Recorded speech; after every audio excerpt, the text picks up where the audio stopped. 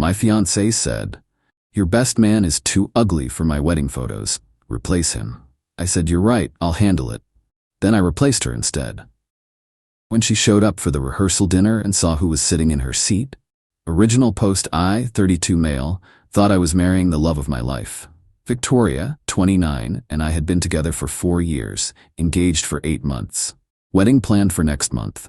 Everything seemed perfect until last Thursday. My best friend Tommy, 33, has been my ride or die since middle school. Dude had a rough go. House fire when he was 16 left him with burn scars on the left side of his face and neck. Never stopped him from being the most genuine, loyal person I know. Started his own auto shop, married an amazing woman, has 2 great kids. When I asked him to be my best man, he actually teared up. Last Thursday, Victoria and I were finalizing wedding details. She pulled up the photographer's shot list, then dropped this bomb. "So about Tommy. What about him? He can't be in the main wedding party photos. The scarring will ruin the aesthetic." I literally thought she was joking. "That's not funny, Vic. I'm serious. Maybe he can stand at the end where we can crop him out? Or we could use makeup to cover." "Are you actually suggesting I hide my best friend because of how he looks?" She rolled her eyes. "Don't be dramatic. It's my wedding. I've been planning this since I was 12. Every photo needs to be perfect. He's just too ugly for the vision I have." The word ugly hit like a punch. This woman had eaten Sunday dinners at Tommy's house. His kids called her Aunt Vicky. "He's my best man, period." "Then find a different one. Maybe your cousin Brandon? He's tall, good jawline." "You want me to replace my best friend with someone I see twice a year because he's prettier?" It's called having standards, babe. The photos last forever. Do you really want to look back in 20 years and see that in every shot? I stood up, weirdly calm. "You're right. I should handle this."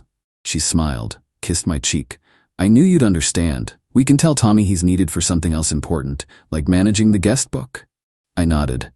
"I'll take care of it tomorrow." Update 1: I didn't sleep that night. Kept replaying every interaction between Victoria and Tommy. How she'd always been too busy to attend his kids' birthday parties. How she'd suggested we upgrade our friend group once we were married. Red flags I'd wrapped in rose-colored glasses. Friday morning, I drove to Tommy's shop. He was under a Corolla, music blasting. "Tommy, we need to talk." He rolled out, saw my face. "Shit, who died?" "My relationship." Told him everything, word for word. His face went through about 10 emotions: hurt, anger, then weirdly, concern for me. "Bro, I'll step down. I don't want to cause." "Stop, just a stop. You're my best man. You're my brother. If anyone's getting replaced, it's not you." "What are you saying?" "I'm saying I need a new bride." He stared at me. "You're dumping Victoria 3 weeks before the wedding?" "No, I'm recognizing that Victoria already dumped everything that matters to me. She just hasn't figured it out yet." Tommy tried to talk me out of it. Said wedding stress makes people crazy. Maybe she didn't mean it. But I knew better. This wasn't stress. This was who she really was when the mask slipped. I had a plan, though. See, the rehearsal dinner was in 5 days. Deposits all paid, vendors locked in, Victoria's whole family flying in from around the country. And since I'd been handling the finances, she was more about the vision. Everything was in my name. First call. My sister Rebecca, 30F. She's an event planner, knows everyone in the industry. "Bex, hypothetically, how hard would it be to change some details for the rehearsal dinner?" "What kind of details?" "Like, the bride?" Long pause. "What did she do?" Told her about Tommy. Rebecca went ballistic. She'd always been protective of Tommy since his accident. She was there that night, actually drove him to the hospital. "That shallow witch." "Okay, what do you need?" "I need the most beautiful, classy woman you know to be my date to the rehearsal. Someone who makes Victoria look like she shops at discount stores." "I know just the person. Remember Natasha from my company party?" Natasha. Former model turned PR executive. Looked like Zendaya's prettier sister. Also happened to be Tommy's cousin, though Victoria never knew that because she never bothered learning about Tommy's family. "Perfect. Call her." Next, I called the venue. Explained there'd been a change in the primary guest. They were surprisingly cool about it. Turns out they dealt with Victoria's demanding attitude and were happy to accommodate any changes I wanted. Then came the fun part. I called Victoria's mom, Eleanor.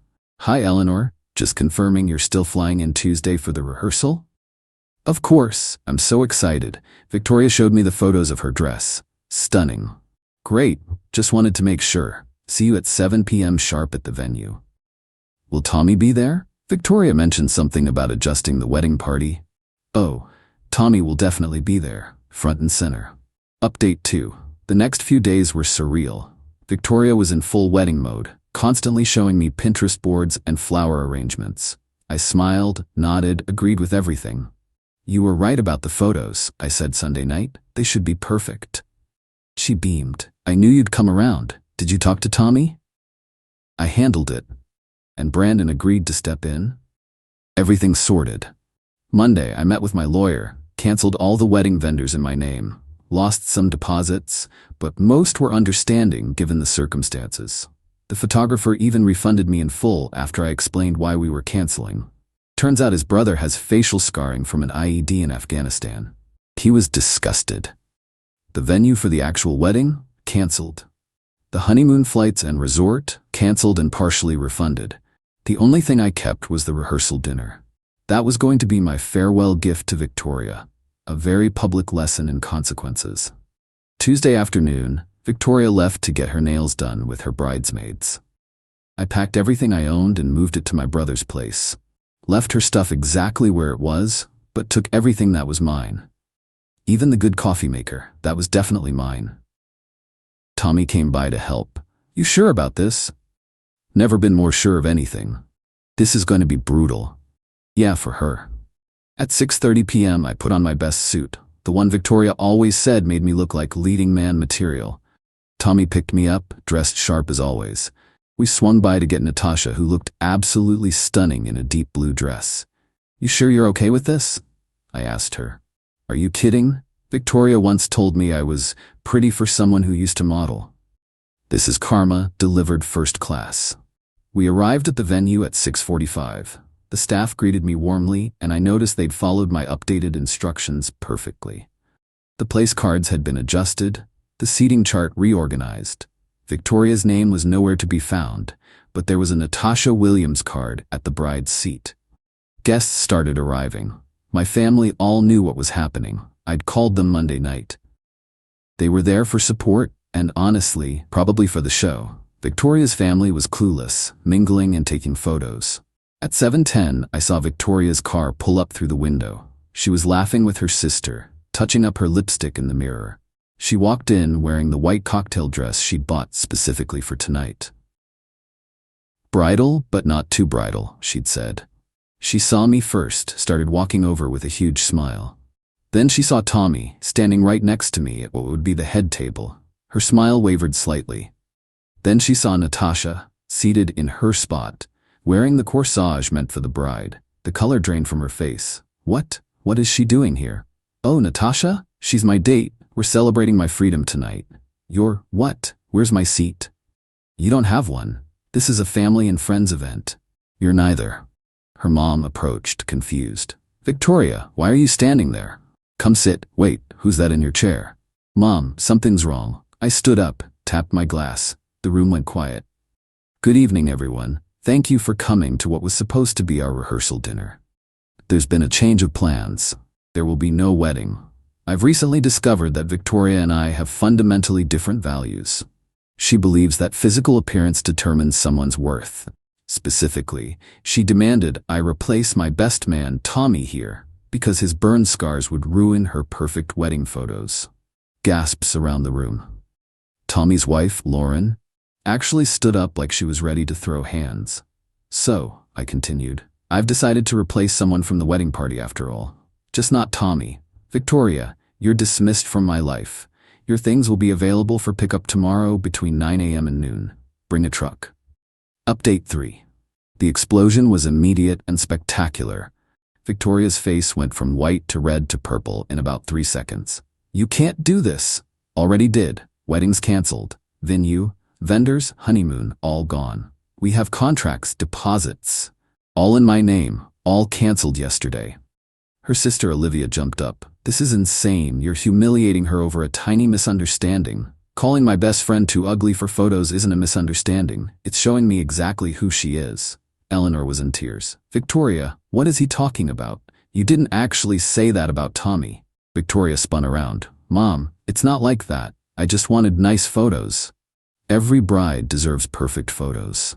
By excluding someone because of scars they got saving his little sister from a fire, Lauren finally spoke up. Oh yeah, Victoria didn't know that part of the story either. Never cared enough to ask. The room went silent. Even Victoria's dad, who'd been trying to stay neutral, looked disgusted.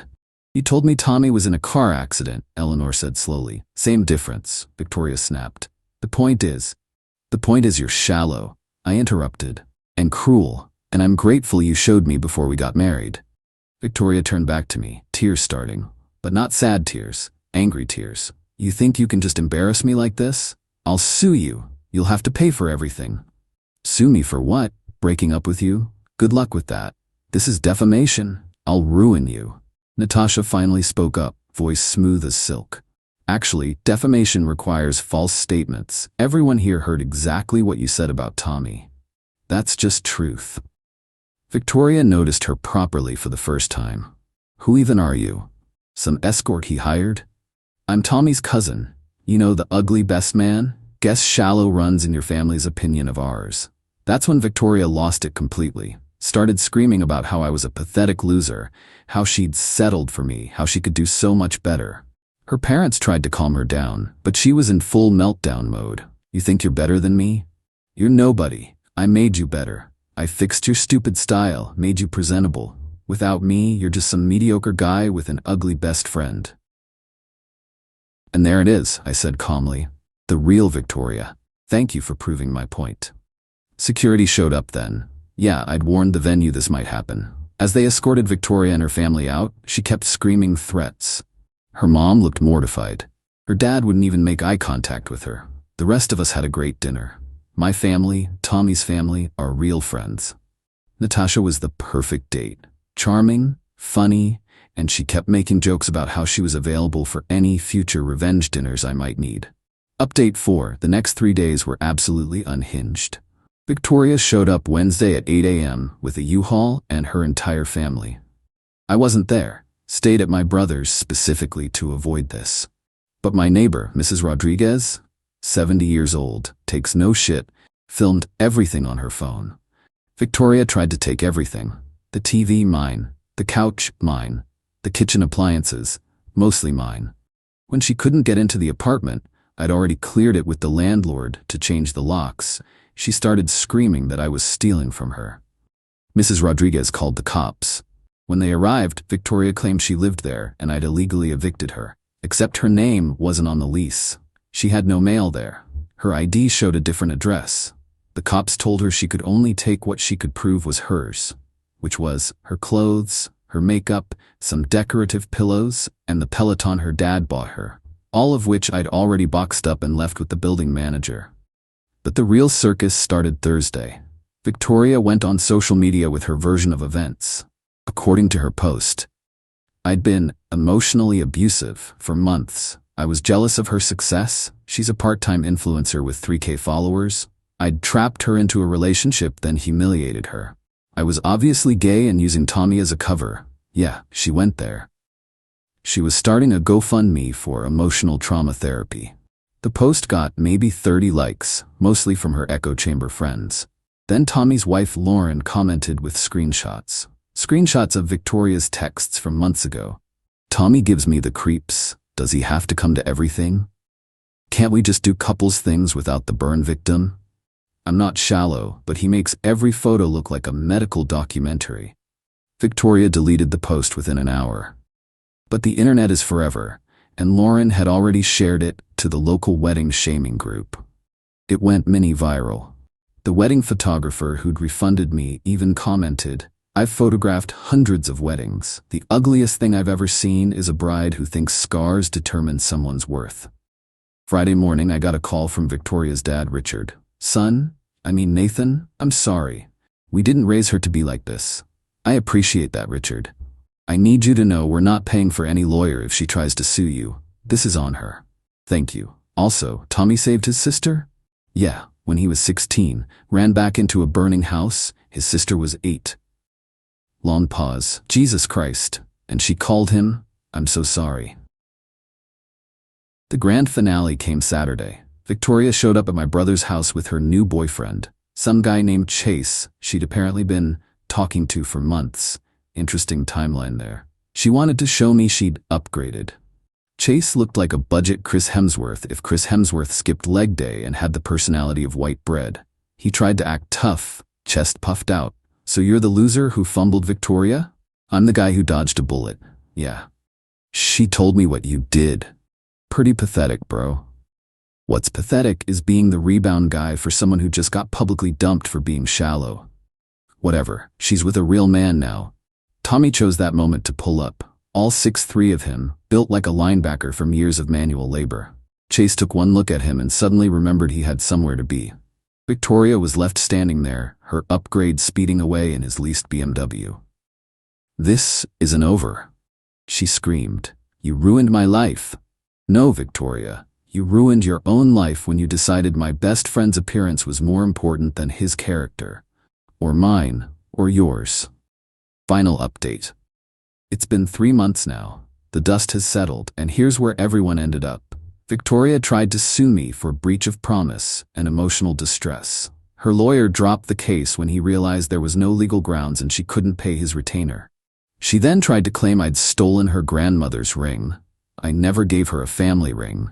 Bought one from a regular jewelry store, which I returned for 80% value. That went nowhere too. She's still with Chase, I think? Though Lauren showed me his Tinder profile is active, so that's going well. Her Instagram is now private, after the wedding shaming groups had their fun. Last I heard, she was trying to become a life coach about surviving narcissistic abuse. The irony is thick enough to cut. Her family essentially distanced themselves. Eleanor sent me a Christmas card with an apology letter inside and a check for $500, her way of tributing to what I lost on deposits. I sent it back with a note saying her apology was enough. Richard still texts me occasionally about football. They didn't invite Victoria to Thanksgiving, from what I heard. She spent it with Chase's family, who apparently asked her why she wasn't married yet since she was getting up there in age. She's 29. Tommy was my rock through all this. Honestly, if Victoria had succeeded in making me drop him, I'd have lost more than a best friend. I'd have lost my integrity. His daughter actually made me a card that said, "Thank you for choosing Daddy over the mean lady." I have it framed on my desk. Oh, and Natasha? We actually went on a few real dates. Didn't work romantically. Turns out we're better as friends. But she's dating one of my cousins now, and they're stupidly happy. She still jokes that she provides revenge +1 services for anyone who needs them. Me? I'm good. Better than good, actually. I learned that when someone shows you who they really are, believe them the first time. Victoria showed me she valued appearances over substance, image over loyalty, and her perfect day over real relationships. The thing that still gets me isn't even what she said about Tommy. It's that she assumed I'd go along with it. That she thought so little of my character that I'd dump my best friend for better wedding photos. That's not love. That's not even respect. That's just viewing someone as an accessory to your life, not a partner in it. I kept one photo from our relationship, the one from Tommy's daughter's birthday party last year. Victoria had said she was sick that day. In the photo, it's just me, Tommy, his family, and my family, all laughing at something his son said.